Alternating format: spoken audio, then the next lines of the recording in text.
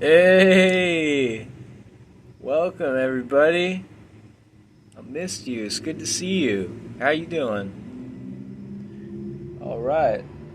Yeah, welcome to another season of Cold Night Chats. It's that time of year again, is it? Oh boy, I've been waiting for this weather for 6 months now. It's a record hot summer. This is outside knocking doors through it all, and we finally made it to fall again. So, yeah, right now it is, well, right now it's 67 degrees. The last 2 nights were the cooler nights in the 50s when I should have been doing this. But Monday night I was out of town until 2 a.m. And then last night I just fell asleep as soon as I came home, so from work. So I didn't get a chance to. So tonight, before it fully warms back up, I wanted to make sure we got in on this cold front. It's the first front of the season, and it really anything below 70 feels refreshing at this point because it's been so long. It's been above 80 day and night really for 6 months. So 67 degrees is a welcome change. There are still mosquitoes out though, so I don't have the doors open. But it was mosquitoes until like lower 60s, so a few more degrees. Last 2 nights were good. But anyway, yeah. So, oh yeah, and then the time, it is 10:07 p.m. on Wednesday, October 18th, 2023. So, it's probably not going to be many 2, 3, 4 a.m. ones anymore. Or at least, for a while. As I'm actually getting tired now, I'll probably just head to bed shortly after this. Last night I fell asleep at like 11 or maybe even a little before. I don't know. And I got up today at 7:30. So, yeah, because of work, I've been kind of, I don't want to say forced into, but I've kind of gravitated towards an earlier schedule because I like to have a morning routine, like working out and stuff like that. I tried the lifestyle of just getting up and going to work and then coming home and trying to do all that, but honestly, by the time I get home, I don't really feel like doing anything, especially working out. So I'll do my workouts in the morning. So I just got to get up extra early. So I'll get up at like 7:30. I'll meditate. I'll have some coffee, and then about like 8:30, quarter to 9, I head to the gym, work out till like quarter to 10 maybe, and then sometimes I go for a swim, take a shower, get dressed, and then like 10:15 I'm out of here. I'll pick up some food for the day, and then I usually have to be at work like, but the meeting starts at 11, so I'll get there like 10:40, 10:45. But there's different days of the week, like Tuesday is 10:30, and then Friday is 10, and then Saturday we got to be in field at 9:15. So I just drive right to field. So I'll leave the house about 8:20 on Saturday. Yeah, about like 8:15, 8:20, depending on where I'm getting food from. Always gotta get food before the field. And so yeah, so I'm up like by 8 every day during the week, and then on the weekends, Sunday and Monday, I'll sleep till maybe 9, depending on what time I went to bed. But it's funny, like that's my body's natural alarm clock now. Basically, like this Saturday night, which is my Friday night, I was out till like 2 in the morning, and I went to sleep about 3:30, and I still woke up at 9. I couldn't fall back asleep, so I just stayed up. And then the same thing happened again Sunday night. I was up until like 3 a.m. as well, and then Monday I still got up at 9. So that's like the latest I can sleep in now. So gotta go to bed earlier to get sleep. Anytime I fall asleep before midnight, it's always good, as I wake up well rested. But yeah, during the week, I don't really have a reason to be up late, so I'll go to sleep between like 11 or 12 usually. So yeah, it's more of a worldly schedule, more of a business kind of schedule. But yeah, so I guess that's transitioning into my daily routine, what my life is like these days. Well, I've been on the solar coaster, that's what it is. It's field marketing. So it's interesting. I've had my ups and downs for sure. Today was a really good day. I had fun, enjoyed myself today. Had a great day at work. Yesterday was pretty good too. And then last week was a mixed bag, so there's going to be ups and downs, but ultimately, I can't stress it enough, it's a personal development program disguised as a money-making opportunity, and that's really with any door-to-door position. It's something special about door-to-door. It's not like any other industry. It's really unique. There's no substitute for it. It's a very unique experience. It'll have profound psychological effects, and truly, like, the skills that I learned doing this, I apply outside of work as well. It's helped me with a lot of things in my life. How you do one thing is how you do everything. That's a quote that's really stuck with me, and that's true, because if you're lazy and disorganized outside of work, that's going to translate to the job. If you're professional and punctual outside of work, it's going to translate to the job. Like, however you are is how you'll be. So right now, so I have a career 240 demos, somewhere around there, and I'm pretty sure I explained at least one point all the terminology, a warm transfer, a demo, all of that.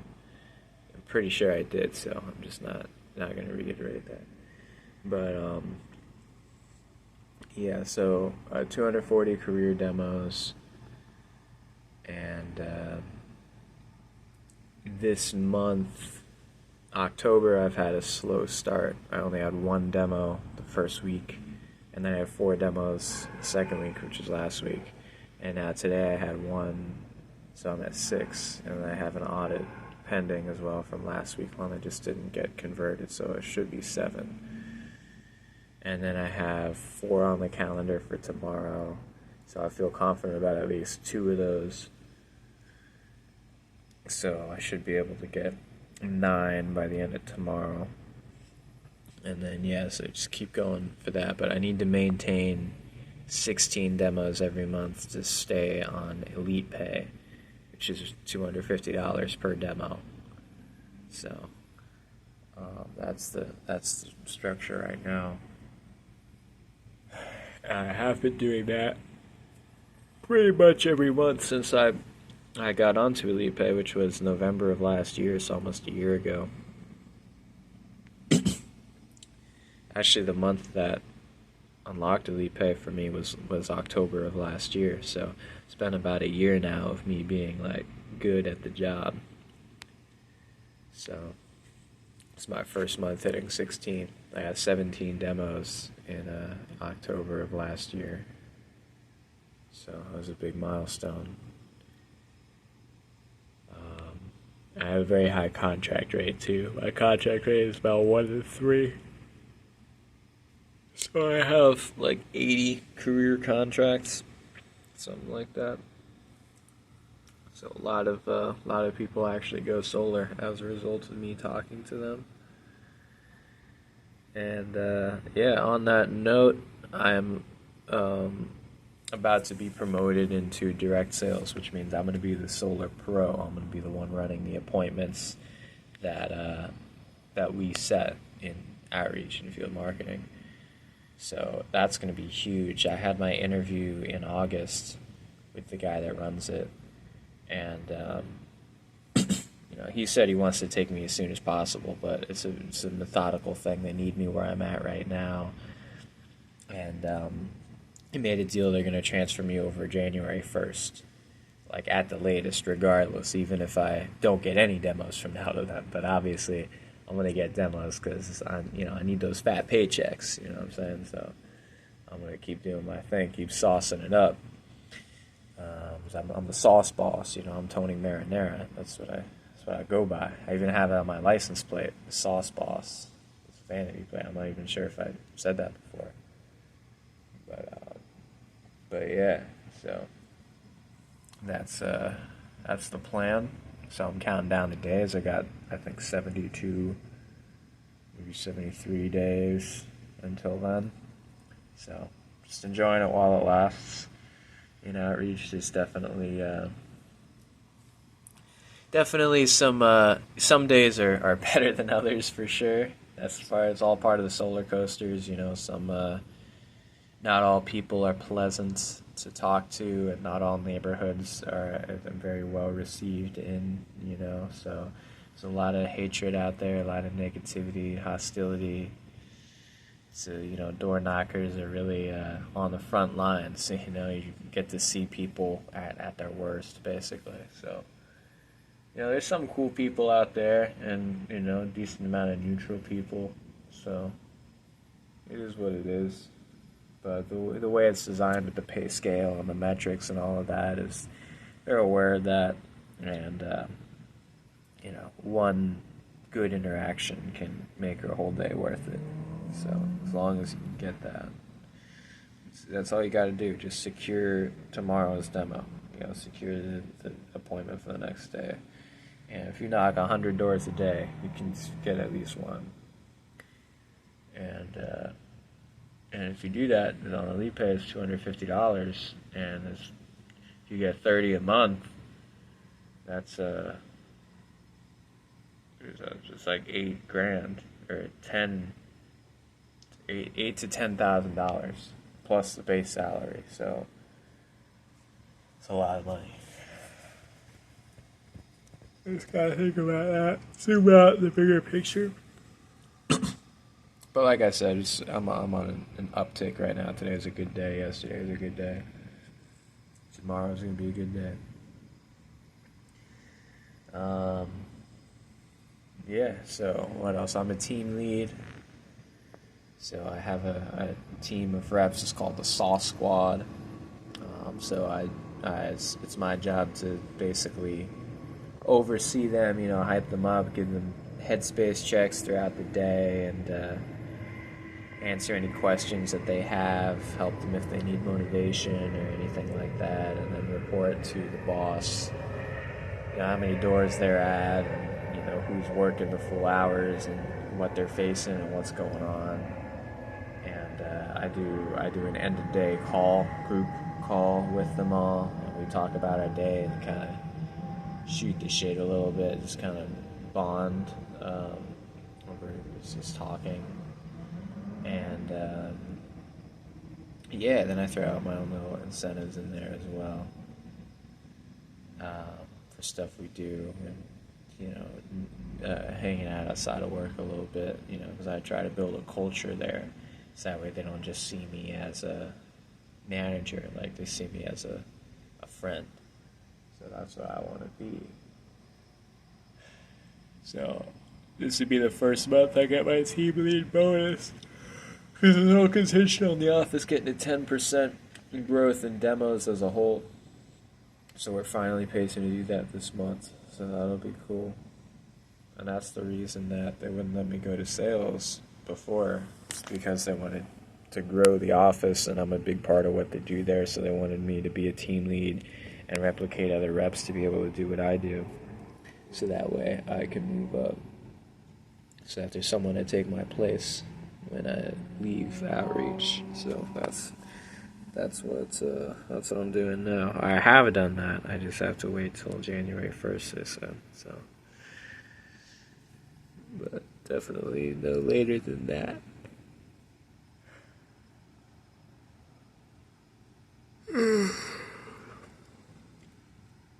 But yeah. So. Yep. So let's see what else is up. I think that's everything with work. So as far as personal life,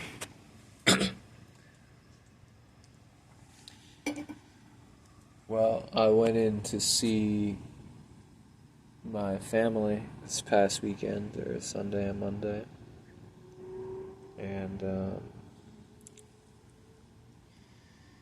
yeah, it was interesting. Well, first of all, my brother has a lot of health issues going on. I'm not sure how much I've talked about on here that, he had brain cancer and tumors and stuff like that. Well, the most recent development over the past 6 to 8 months is that he got a new tumor in his spine, so it's inoperable. That he was getting a treatment for it, but it was ineffective.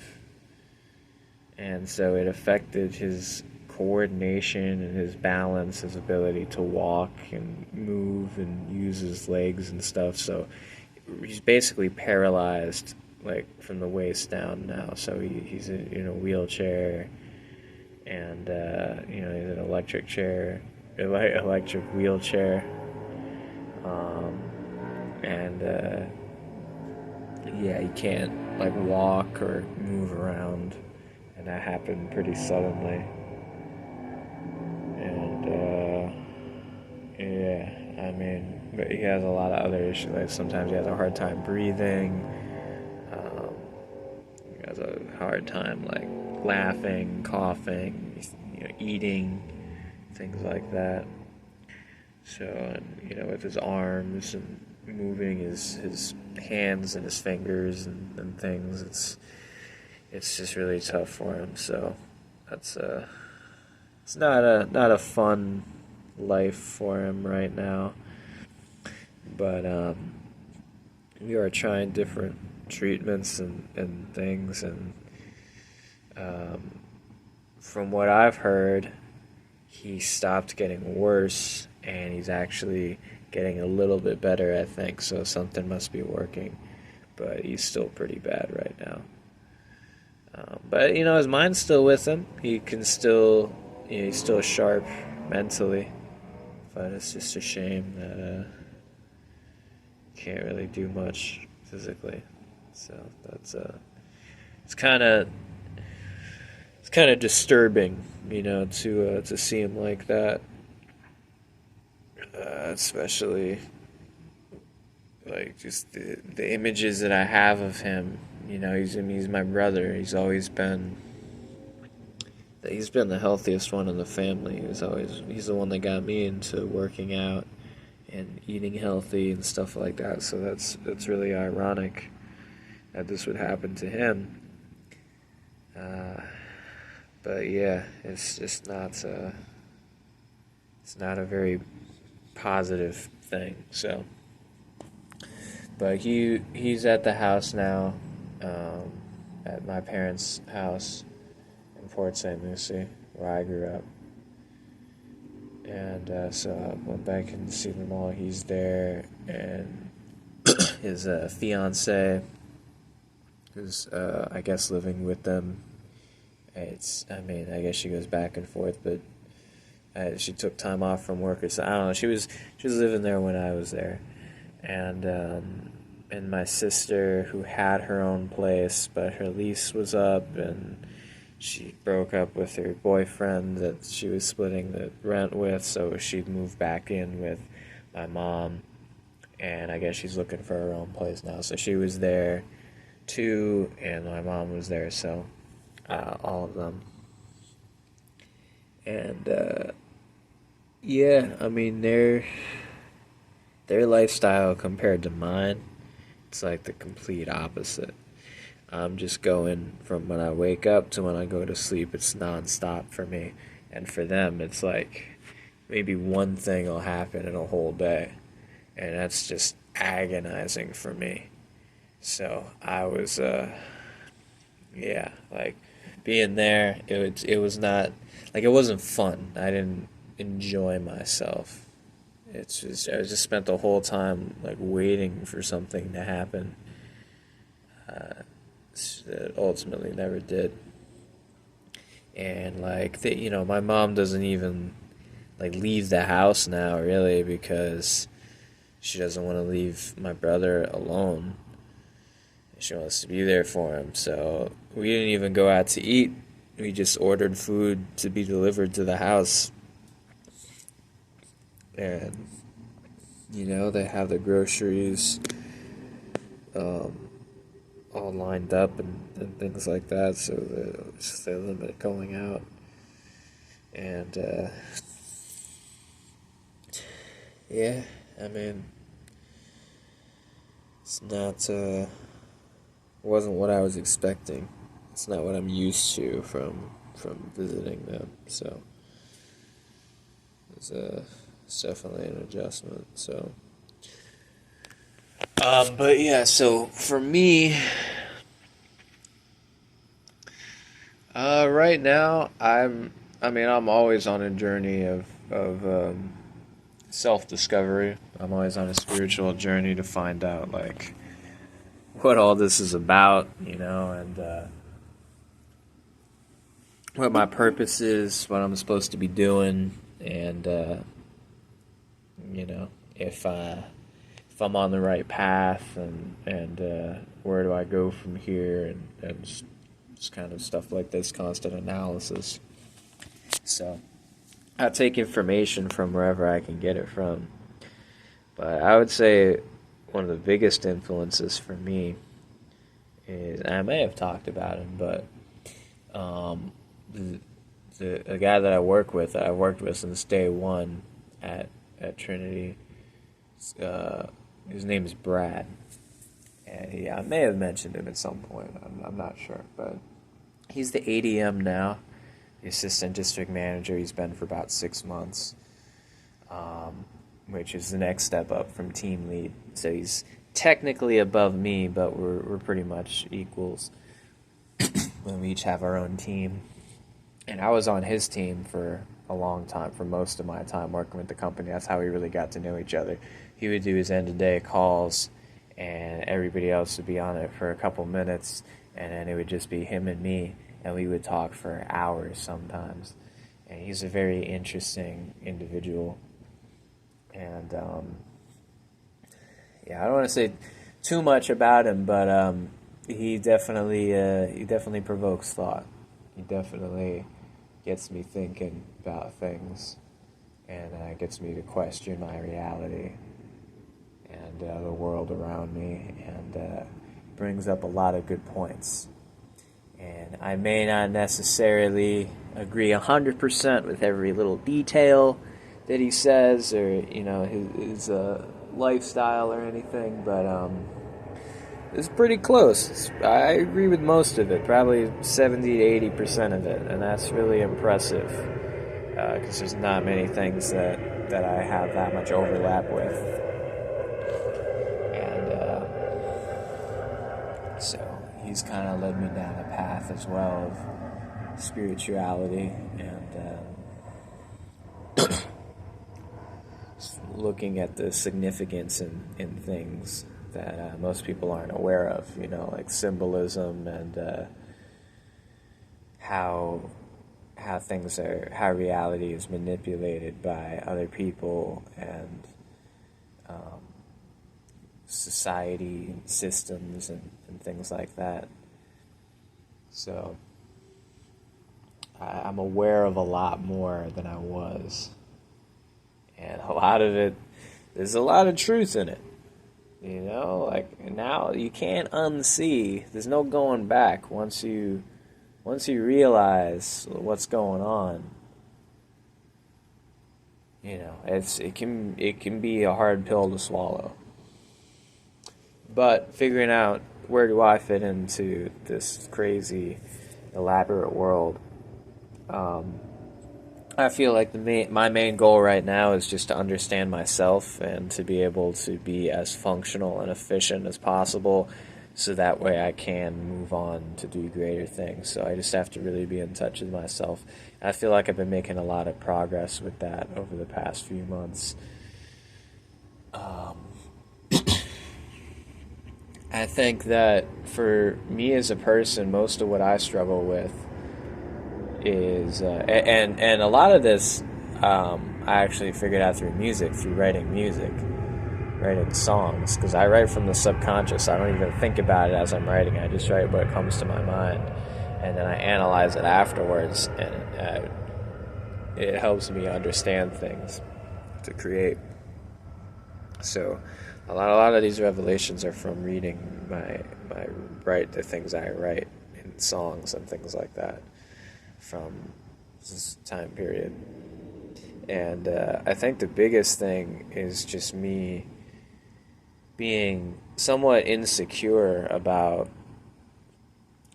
not knowing if I'm right about anything, not being able to prove anything. Like,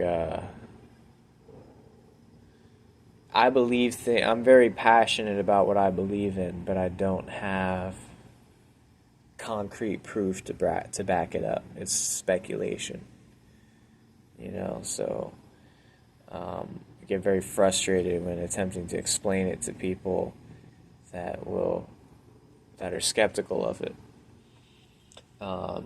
because there's really nothing I can defend myself with.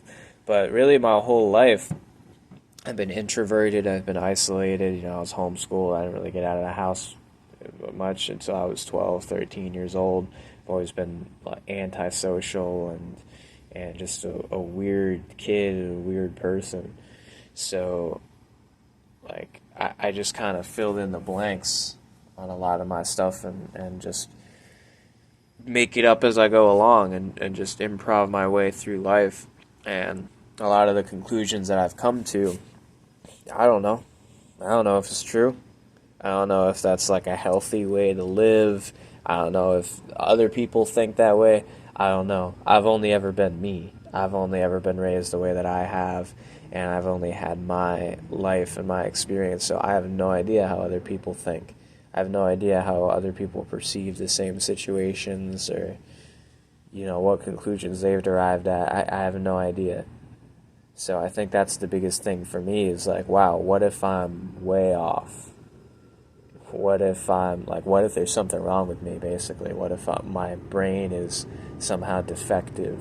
That is so riddled with mental illness that it's polluting my perception of reality into something that's not even close. You know, because there's been a few times where I'll try to describe to other people what I think about something, and they'll just be lost. And I'm like, oh, it's like, am I too far out there? You know, I don't know. So I think that's at the source of a lot of it, a lot of the pain and confusion and anger and all of that. And that's another thing too with anger is I pretty much rid myself of anger for a long time, and just hadn't really had any. And then over the past like maybe 6 months, there'd be periods of time where I would be angry, and I would be short-tempered and lash out at people, and you know, anger has manifested itself in its the way that it's manifested itself to me is not necessarily like yelling and like calling people names and stuff. Like not that kind of anger. It's more like a vengeful kind of thing, like a, like I'll show you, I'll prove you wrong, or like oh, you crossed me, now I think less of you now, or you betrayed me, or you upset me, or something like that, or I'll take offense to something, or I'll just make some like witty remark, that has a little bit of a sting to it, it's because of the place that it's coming from. I just, something like that. It's a more, I guess you'd say, dignified form of anger, but still, it's more calculated anger. But yeah, it's not good. I don't condone it, and I believe that it's a low frequency emotion that we really could do without. So, but I analyze things before I run into like, oh, that's bad, I gotta get rid of it. I just I was like, well, why am I angry? Like, what's going on?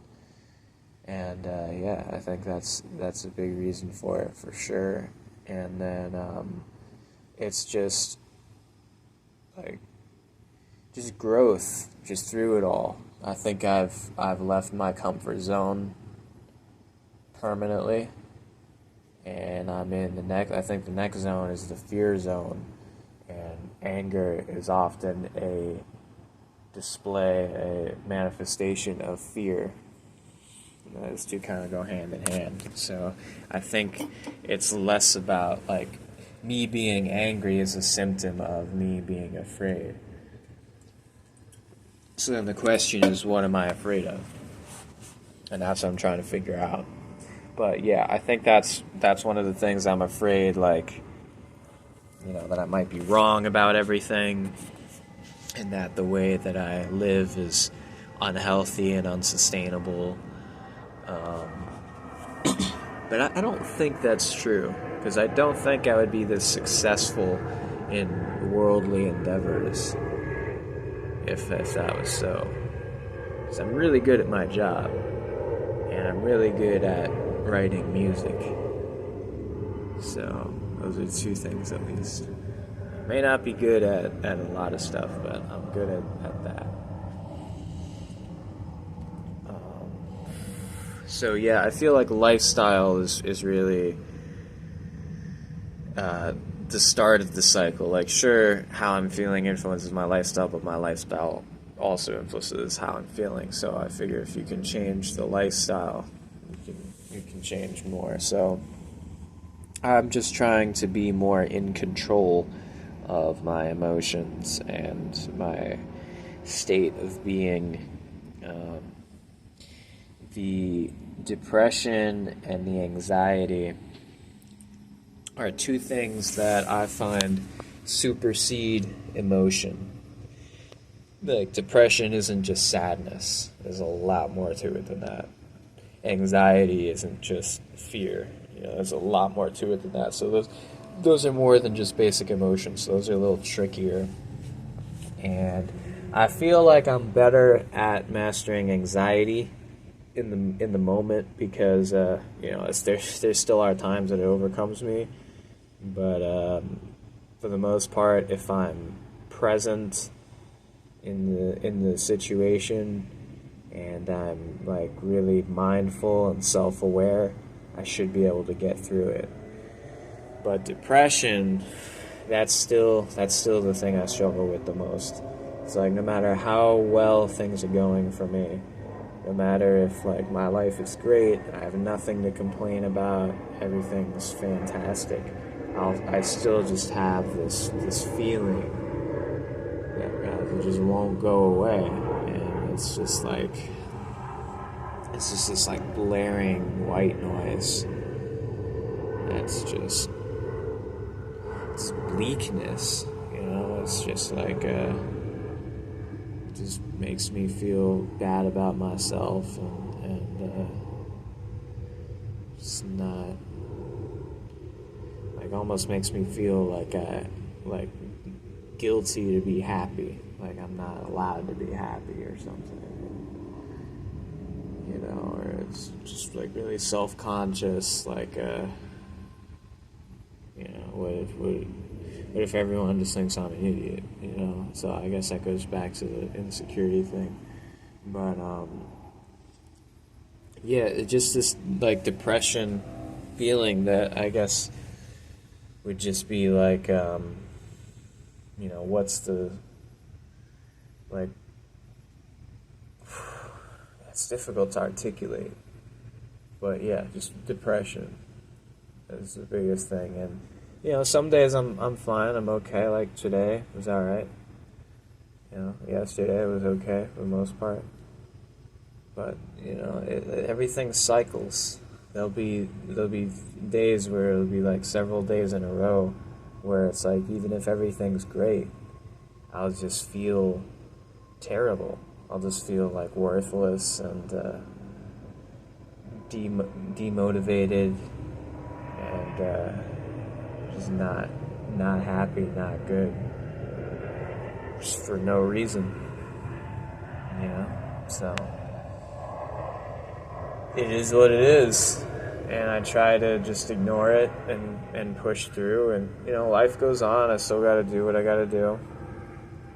But that's just unfortunate. Like, it makes me have to work extra hard just to have a normal result,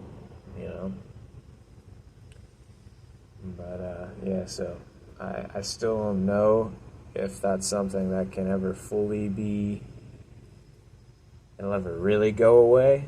I've tried different things. I've tried ashwagandha. I heard that was good. It didn't really do anything for me. I gave it a fair chance. I gave it 3 months. I was taking 4 capsules a day, so it was like double the recommended serving was 1 capsule, so I was taking 4 times the recommended serving, so I definitely should have felt something, but didn't really do anything. And then, what else? I mean, a lot of the classic things that people turn to for depression, I guess, to segue into the next talking point, which is drugs. Things like alcohol, marijuana, and so forth. It doesn't really help. It doesn't really help with anything. I mean, yeah, in the moment, sure, but long term, it's just like, what are you doing? It's just stupid, if I'm being frank. I've never really been a huge fan of alcohol. Like, even though I have gotten drunk many times, and I still do drink under certain circumstances. Like, I do keep going back to it. It's just like, I've always known in the back of my mind that it's kind of pointless. It doesn't really do anything. It's just poison. So, yeah, so I haven't had any alcohol the past few days, because for a while I was using it to sleep. I would have a drink when I got home from work, and then most of the time I'd have another one a little bit later, and sometimes I have 3 or 4, and I would just pass out eventually. And I prefer not to do that. I don't like doing that. And that goes back to insomnia and just having trouble sleeping. It's like, now I get up early enough so that I'm just naturally tired. I could just fall asleep on my own. I don't like artificially inducing sleep. I'm not a big fan of that. So I haven't needed it. Now, in the event that I do have insomnia, and I have a choice between alcohol or sleeping pills, I would probably choose alcohol. But, yeah, I definitely have moderated. I've cut back my alcohol consumption drastically. And marijuana, honestly, I'm taking a break from that for a while. And I guess the main reason is just the kind that I have is, the legal kind, Delta 8, which really is very, very similar high, if you will. It's the same thing basically. It's just like a loophole around it, but it's I mean, I like edibles. That's my favorite way to induce it, but it's also inefficient under most circumstances because it takes half hour, an hour, sometimes 2 hours to kick in, and it's just not practical because then you got to time it, and it can only be on the weekends and only this and that, and then it takes a while to get out of your system, so sometimes you're just kind of foggy for like 6 to 12 hours, and I just can't have that. So I very rarely have an opportunity to consume edibles now. So the main thing is I have this Delta 8 vape pen that I had, I've gotten a few of them over the years. But that's been my go-to, for discreet, kind of on the spot, like getting high kind of things.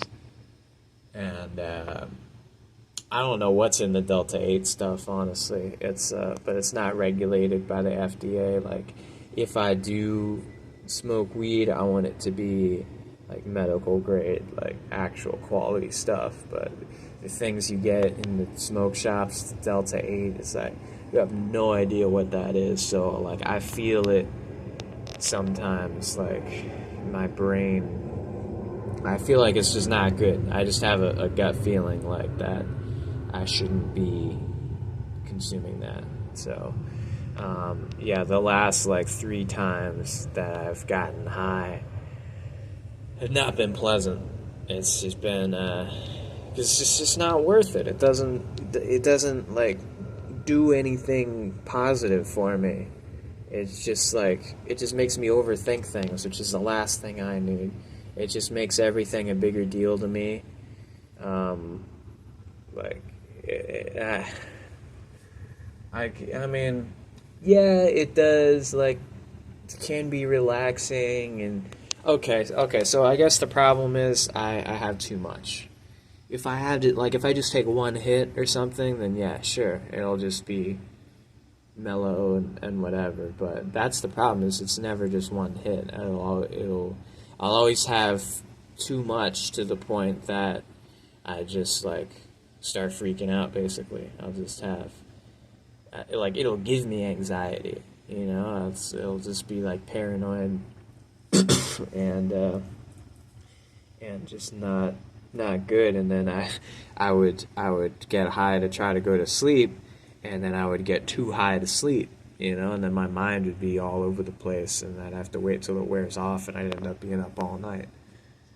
So I stopped smoking to go to sleep. So then I was like, oh, well, maybe just on the weekends, or here or there or whatever, and it's just not worth it, like.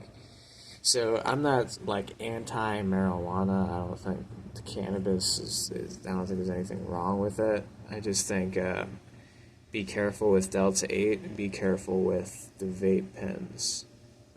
The main thing. So just with what I have access to right now, it's just not practical for me. So right now I'm living a life of sobriety. The only thing close to a psychoactive besides coffee that I ingest now is kratom. I'll take some kratom capsules to get through work on the shift, because it helps. It just puts me in a better mood. So I just think, like, I could do my job without it, but I just feel like it really amplifies it so that I can be at 100%, because it's a performance-based job, so why not be at 100%? But that'll all change once I go to sales. It'll be a different ball game, and I'll be running appointments. I won't have to do cold calls anymore, so it's just for that.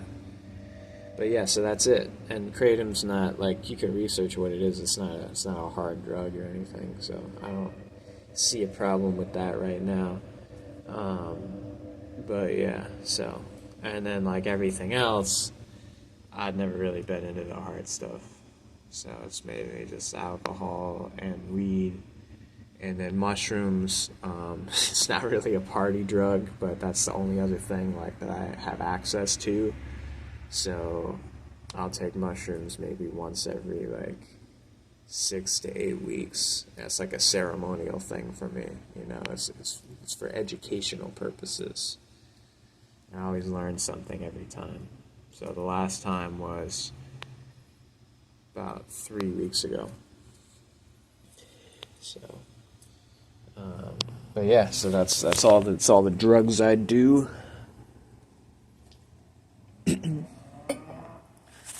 But yeah, really, as long as I can fall asleep naturally, I'm good. Because that's usually what I would use things for, is to go to sleep. So I'm tired right now. I could probably go to sleep. But yeah. What else is going on? Anything else? I don't know. I'm actually getting just pretty tired. I think I'll head in. But yeah, I forget how I usually end these things. But that's where I'm at right now. And this will be like a timestamp, a snapshot where I am right now. And document it. And then I'll do the next one, the next cold front that comes through. So maybe a week, 2 weeks, I don't know when exactly, but the next time it'd be appropriate to do so. Cold night chats, talk about some other stuff now that I got this out of my system, and yeah, we'll see where this conversation goes, or see where the monologue goes. But yeah, so until next time, take care, everybody. I appreciate you listening to this and supporting the channel. And yeah, take care. See you soon.